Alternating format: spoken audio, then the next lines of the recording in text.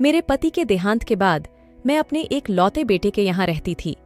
मेरी बहू का एक अलग ही रूप मुझे देखने मिला, साथ ही बेटे का भी।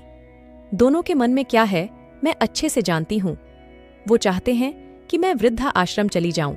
उनके जाने के बाद मुझे यह सब देखना और सुनना पड़ेगा, इसका मुझे अंदाजा भी नहीं था।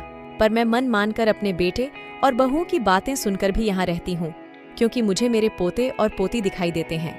उनकी झलक पाकर मुझे सुकून मिलता है। मेरी बहू को कोई दिक्कत नहीं हो, इसलिए मैं घर के बाहर रहती हूँ। बेटे ने थोड़ी मेहरबानी की है तो ऊपर टिन की चादर लगवा दी है। समय समय पर थोड़ा राशन दे देता है तो मैं अपने बनाकर खा लेती हूँ। मैंने अपने बेटे को कह दिया है कि मेरी वजह से उन दोनों को कोई प्रॉब्लम नहीं होगी, बस मुझे यहीं रहने दे, इसी घर में मुझे मर जाने दे। मैं बस यही चाहती हूँ। मैं अपने आप को खुशकिस्मत समझती हूँ कि मेरे बेटे और बहू कम से कम मेरे लिए इतना तो कर रहे हैं। मेरा बेटा सुबह 9 बजे नौकरी जाता है और बच्चे भी उसी समय स्कूल जाते हैं। फिर शाम को 6 बजे मेरा बेटा वापस आता है। बच्चे 3 बजे आते हैं। उन्हें आते जाते निकलते देख मुझे बड़ा सुकून मिलता है। मेरे पति के दोस्त थे, उनकी पत्नी का भी स्वर्गवास हो गया है। उस समय पर वो हमारे घर पर आया करते थे। उनसे हमारे अच्छे रिश्ते थे। उनका घर हमारे घर से थोड़ी दूरी पर था। पैरों में समस्या हो गई थी, ठीक से चल भी नहीं पाते थे। वो बड़े दिनों बाद मेरे यहाँ आए। मुझे उन्हें देखकर अच्छा लगा। उनका हाल भी मेरी तरह ही था। बच्चे अब उनसे भी परेशान थे, आकर मेरे पास अपना दुखड़ा रोते थे और उन दिनों को याद करते थे।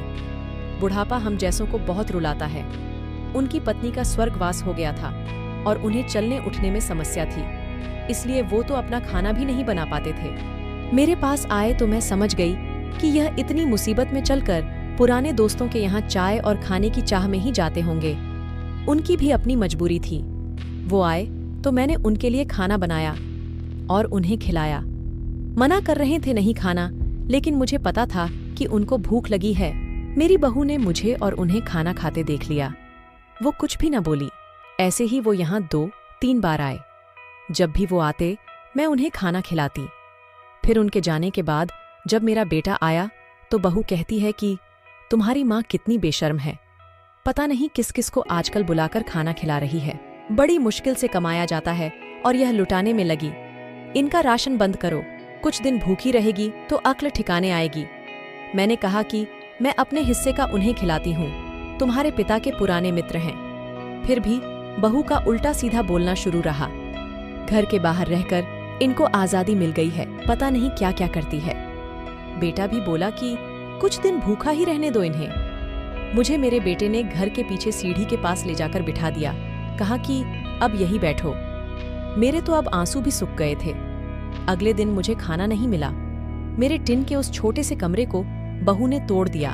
एक दिन पूरा भूखा रहने के बाद मैंने सोचा कि मैं गलत कर रही हूँ।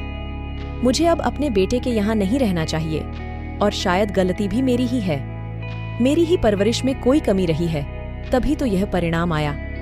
अगली सुबह मैंने अपने बेटे को कहा कि मुझे वृद्धा आश्रम छोड़ आ, अब मैं तुम दोनों को ज्यादा परेशान नहीं करना चाहती। बहू ने कहा कि एक दिन भूखी रही तो अक्ल ठिकाने आ गई ना। बेटे के चेहरे पर भी अजीब सी खुशी थी। जल्दी से तैयार हो गया मुझे छोड़ने के लिए। बहू कह रही थी कि आज की छुट्टी ले लो, यही आस पास मत छोड़, आना कहीं 3 दिन में वापस ना आ जाए। मैंने अपनी बहू से कहा कि बेटी चिंता मत कर, मैं अब नहीं आऊंगी।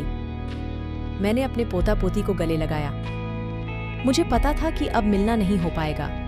बेटे को भी चाहती थी कि एक बार जी भर के गले लगा लूं, लेकिन वो बोला चलो जल्दी करो।